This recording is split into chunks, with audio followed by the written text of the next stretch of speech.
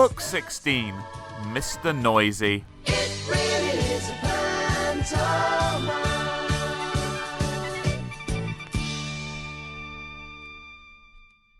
Mr. Noisy was a very, very noisy person indeed. For example, if Mr. Noisy was reading the story to you, he'd be shouting at the top of his voice. And the top of Mr. Noisy's voice is a very loud place indeed. You can hear it 100 miles away. For example, when most people sneeze, you can hear them in the next room. But when Mr. Noisy sneezes, you can hear him in the next country. Now, this story starts when Mr. Noisy was asleep in bed, in his bedroom, in his house, which is on top of a hill. He was snoring. And as you can well imagine, when Mr. Noisy snores, that is a snore worth hearing. It sounds more like a herd of elephants than a snore. Then, Mr. Noisy's alarm clock went off. Mr. Noisy's alarm clock sounds like no other alarm clock in the world. Sounds more like a fire engine. Mr. Noisy woke up, and so did all the people who lived in Wobbletown, which is at the bottom of Mr. Noisy's hill. Later that day, Mr. Noisy decided that he had to go shopping. He went out of his house, shutting the door behind him. Bang! The door wobbled. The house wobbled. The whole hill wobbled. Wobbletown wobbled. Even a bird flying high above wobbled. Then Mr. Noisy walked down the hill. Clump, clump, clump, clump, clump, clump. He walked into the baker's shop. Crash! Went the door as he opened it. Bang! Went the door as he shut it. I'd like a loaf of bread, boomed Mr. Noisy to Mrs. Crumb, the baker's wife. Mrs. Crumb trembled and sold him a loaf. Then Mr. Noisy walked along the street to the butcher. Clump, clump, clump, clump, clump, clump. He walked into the butcher's shop. Crash! Went the door as he opened it. Bang! Went the door as he shut it. I'd like a piece of meat, boomed Mr. Noisy to Mr. Bacon, the butcher. Mr. Bacon trembled and sold him some meat. Afterwards, Mrs. Crumb met Mr. Bacon in the street. We really must do something about Mr. Noisy being so noisy, she said. Absolutely, replied Mr. Bacon. But what? I know, said Mrs. Crumb, and she whispered into Mr. Bacon's ear. Mr. Bacon smiled a small smile, which grew into a broad grin. Mrs. Crumb, he said, I think you have the answer. The following day, Mr. Noisy went shopping again. Clump, clump, clump, clump, clump, clump. He went into Mrs. Crumb's shop. I'd like a loaf of bread, he boomed. Sorry, what did you say? Asked Mrs. Crumb, pretending not to hear. I'd like a loaf of bread, Mr. Noisy shouted. Sorry, said Mrs. Crumb. Can you speak up, please? I'd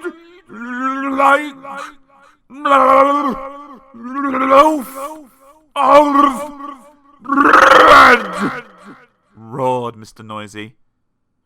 Can't hear you, replied Mrs. Crumb. Mr. Noisy gave up and went out. Mr. Noisy went into Mr. Bacon's shop. I'd like a piece of meat, he boomed. Mr. Bacon pretended not to notice. I'd like a piece of meat, Mr. Noisy shouted. Did you say something? Asked Mr. Bacon. I said I'd like a piece of meat, roared Mr. Noisy. Pardon? Said Mr. Bacon.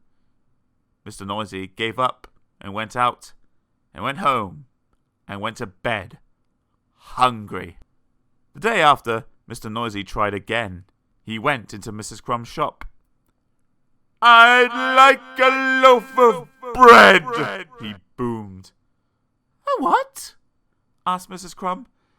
Mr. Noisy started shouting at the very top of his voice. Bluff! Bluff! Bluff! And then he stopped. And then he thought. And then he said, quietly, "I'd like a loaf of bread, please, Mrs. Crumb." Mrs. Crumb smiled. "Certainly," she said. Then Mr. Noisy went into Mr. Bacon's shop. "I'd like a piece of meat," he boomed. "Did you say something?" asked Mr. Bacon. "Yes, I did," shouted Mr. Noisy at the very, very top of his voice. "I said like cut." And then he stopped. And then he thought. And then he said quietly, "I'd like a piece of meat, please, Mr. Bacon." Mr. Bacon smiled. "My pleasure," he said. So, carrying his bread and his meat, Mr. Noisy set off home up the hill. Clump, clump, clump, clump, clump.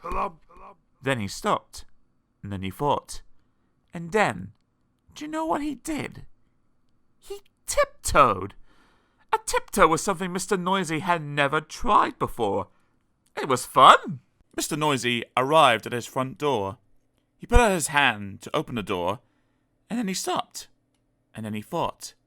And then, do you know what he did? He opened the door very quietly. He stepped inside. And then he shut the door very gently.